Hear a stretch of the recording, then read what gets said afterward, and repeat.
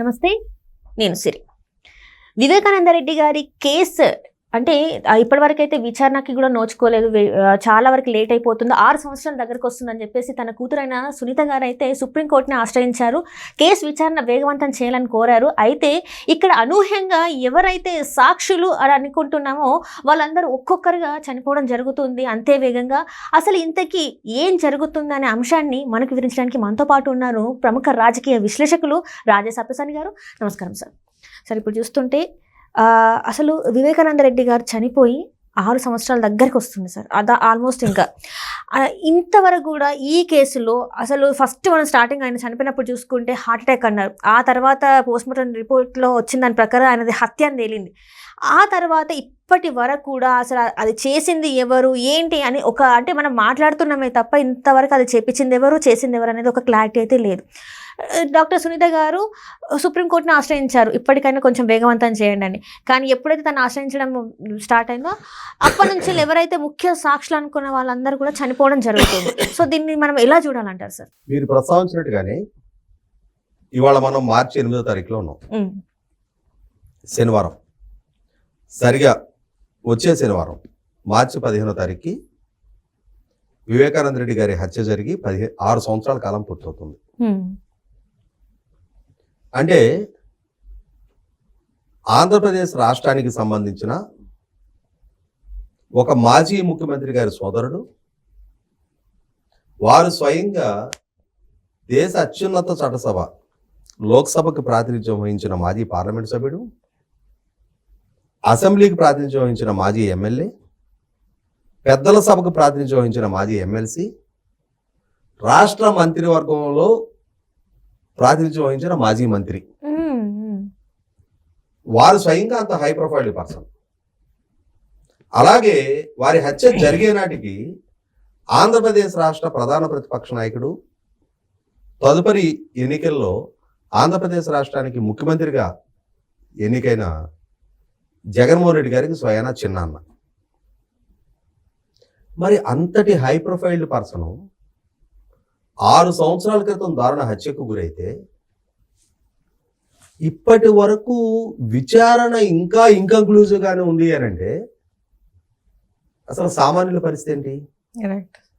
పైగా ఆ కేసు విచారణ జరుపుతున్నది కూడా దేశ అత్యున్నత విచారణ సంస్థ సిబిఐ విచారిస్తా ఉంది. గత 6 సంవత్సరాల కాలంలో, అంటే ఇంకొక వారంలో 6 సంవత్సరాలు పూర్తవుతుంది కాబట్టి మీరు ఇందాక ప్రస్తావించినట్టుగానే ఆయన మరణం చుట్టూ ముసురుకున్న వివాదాలు, జరిగిన ఆరోపణలు, ప్రత్యారోపణలు, జరిగిన అరెస్టులు, బయటకు వచ్చిన ఛార్జ్ షీట్లు, వాంగ్మూలాలు, వీటన్నిటి నేపథ్యంలో ఇంకే కేసులోనూ ఇంతటి చర్చ ఆంధ్రప్రదేశ్ రాష్ట్రంలో జరగల. మొన్న జరిగిన 2024 ఎన్నికల సందర్భంగా కూడా సాక్షాత్తు రాష్ట్ర ముఖ్యమంత్రిగా ఉన్న జగన్మోహన్ రెడ్డి గారి మీద, ఆయన తోడబుట్టిన చెల్లెలు శర్మ గారు, అలాగే ఆయన చిన్నాన్న కుమార్తె వివేకానంద రెడ్డి గారి కుమార్తె డాక్టర్ సునీత గారు బాహాటంగా కడప గడ్డ మీద నిలబడి ఆరోపణ చేశారు. ఈ హత్య కేసు బాధ్యులు, సూతదారులు అని చెప్పని సిబిఐ ద్వారా నిర్ధారణ చేసిన వాళ్ళకి, అరెస్ట్ అయ్యి బెయిల్ మీద ఉన్న వాళ్ళకి జగన్మోహన్ రెడ్డి గారు లోక్సభ అభ్యర్థిగా టికెట్ ఇచ్చారు. అసలు ఈ హత్య జరిగిందే 2019 ఎన్నికల నాడు ఈ కడప ఎంపీ అభ్యర్థిత్వం ప్రాతిపదికగానే ఈ హత్య జరిగింది అని చెప్పని మీరు నేను చెప్పట్లా, సిబిఐ కూడా కాదు చెప్తున్నది.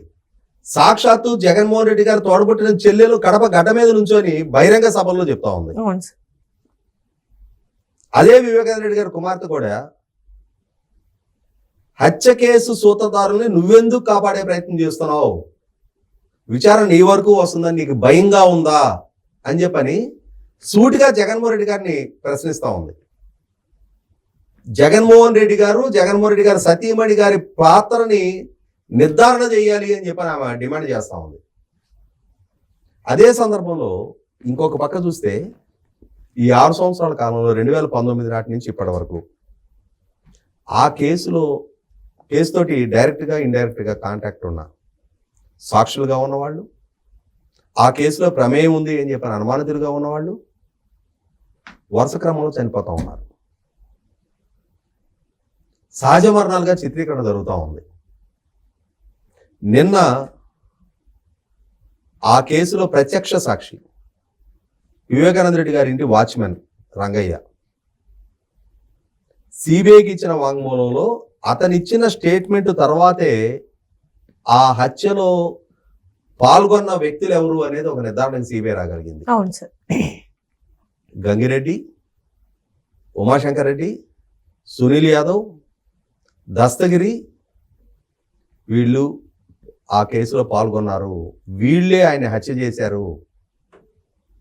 ఎవరెవరు గోడ దూకి పారిపోయారు, ఎవరెవరు గేటు దూకి వెళ్ళిపోయారు అనేది పూర్తి వివరాలు రంగయ్య ఆ రోజునే సిబిఐకి చెప్పడం జరిగింది. ఆ తర్వాత ఆ కేసులో అక్యూజ్డ్గా ఉన్న దస్తగిరి సిబిఐకి అప్రూవర్గా మారటం, పులివెందుల మేజిస్ట్రేట్ గారి దగ్గర ఇచ్చిన సిఆర్పిసి 164 స్టేట్మెంట్లో అసలు సూత్రధారులు ఎవరు, ఆ సూత్రధారులు ఈ హత్య చేయటం కోసం ఎంత డబ్బు ఆఫర్ చేశారు, ఈ ఆఫర్ చేసిన డబ్బులో అడ్వాన్స్గా తనకెంత ముట్టింది, ఒక్కొక్కరికి ఎంత చొప్పున ఆఫర్ చేశారు, ఈ వివరాలన్నీ కూడా మేజిస్ట్రేట్ గారి ముందు అతను కన్ఫెషన్ స్టేట్మెంట్ ఇవ్వడం జరిగింది. ఆ తర్వాత సిబిఐకి సిబిఐ అతని దగ్గర నుంచి డబ్బు కూడా రికవర్ చేసుకోవడం జరిగింది. ఈ నేపథ్యంలోనే కీలకమైన వ్యక్తులు ఎవరెవరు, గంగాధర్ రెడ్డి. ఈ గంగాధర్ రెడ్డి అదే కేసులో వివేకానంద రెడ్డి గారు హత్యగావింపబడ్డ బాడీకి కుట్లు వేయించిన భారతి గారి తండ్రి డాక్టర్ ఈసీ గంగిరెడ్డి గారి హాస్పిటల్ తరఫున కుట్లు వేశాడు అని చెప్పిన ఆరోపణలు. ఈ హత్య జరిగిన రోజు జగన్మోహన్ రెడ్డి గారు భారతి గారు ఏ వెహికల్ అయితే ప్రయాణించారో, ఏ వెహికల్ అయితే డ్రైవర్ సమక్షంలో వీరిద్దరూ ఈ హత్య కేసుకు సంబంధించి సంభాషించుకున్నారో ఆ డ్రైవర్ నారాయణ తర్వాత రోజుల్లో మరణించడం జరిగింది. గంగాధర్ రెడ్డి మరణించడం జరిగింది. అవును సార్. ఆ డాక్టర్ కూడా భారతి గారి తండ్రి గంగిరెడ్డి గారు మరణించడం జరిగింది. అవును సార్.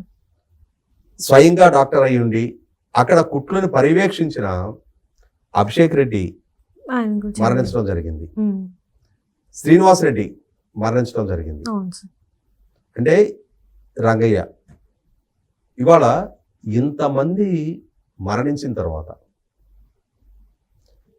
ప్రభుత్వానికి కూడా అనుమానం వస్తూ ఉంది, ఇవి సహజ మరణాలా, ఉమ్, ఉమ్. ఈ కేసులో సాక్షులు మాత్రమే ఎందుకు మరణిస్తా ఉన్నారు? అంటే ఇప్పుడు రంగయ్య గారి వైఫ్ సుశీలమ్మ గారు అయితే అనుమానాస్పదం, మాకు అనుమానాలు ఉన్నాయి తన చావులో అని చెప్పేసి పోలీసులకు ఫిర్యాదు చేయడం జరిగింది. అట్లనే అక్కడ చూసుకుంటే పులివెందుల సిఎస్ ఎవరైతే ఉన్నారో వాళ్ళు కూడా, అంటే అశోక్ కుమార్ గారు, తను కూడా చెప్పడం జరిగింది, ప్రెస్ మీట్ పెట్టి మరీ చెప్పడం జరిగింది.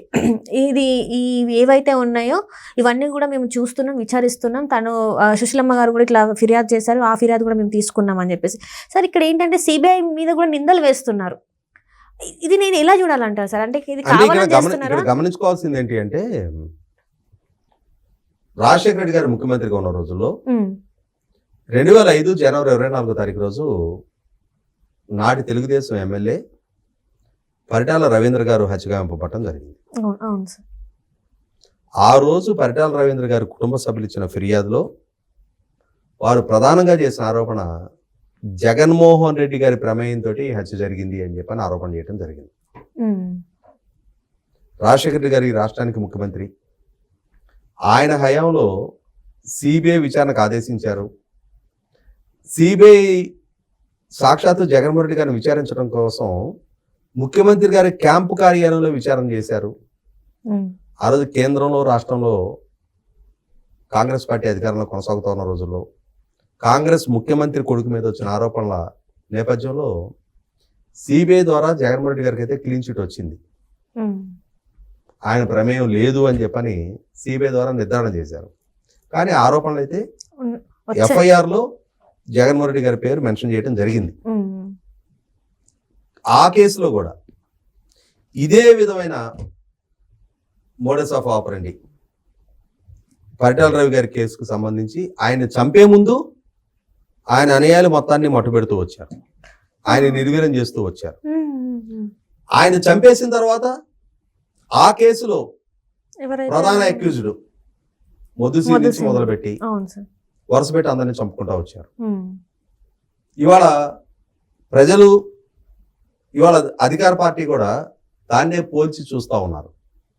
ఆ రోజు ఇదే ఆరోపణలు వచ్చాయి, ఆ రోజు ఇదే విధంగా వ్యవహరించారు. ఇవాళ కూడా సాక్షాత్తు డాక్టర్ సునీత గారి వేళ్ళు జగన్మోహన్ రెడ్డి గారి వైపు చూపబడతా ఉన్నాయి.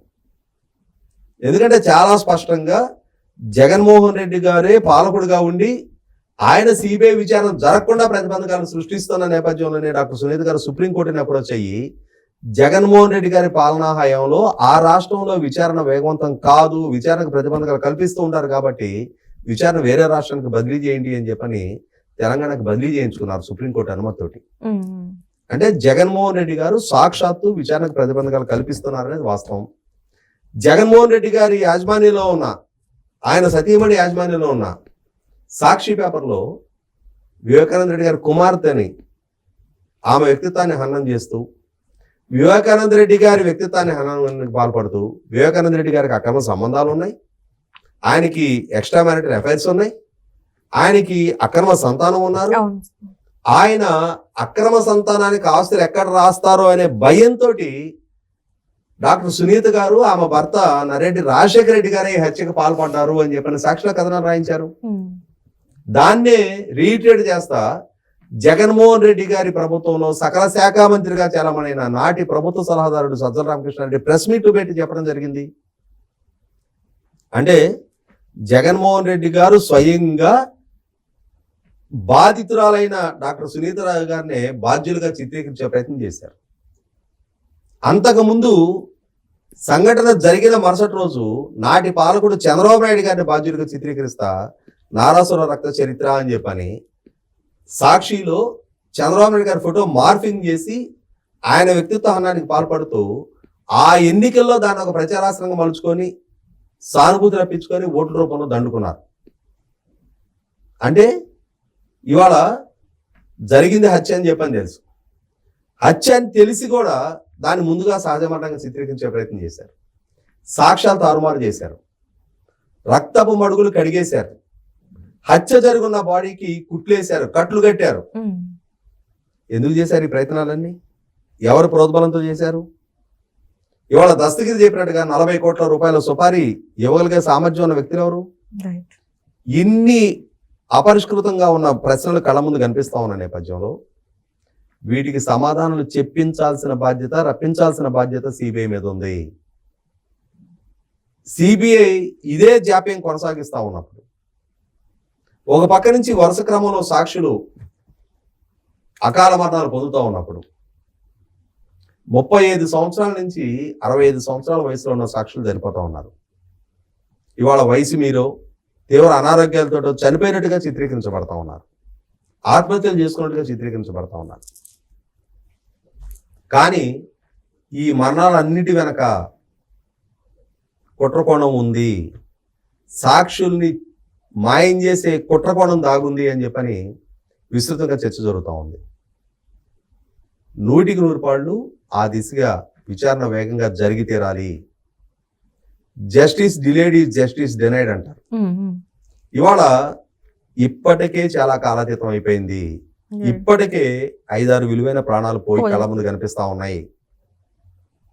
ఇంకా ఇదే విధమైన కాలయాపన జరిగే పక్షంలో ఇంకా ఎన్ని ప్రాణాలు కోల్పోవటం చూడాల్సి ఉంటుందో. Right sir, right. Thank you so much sir.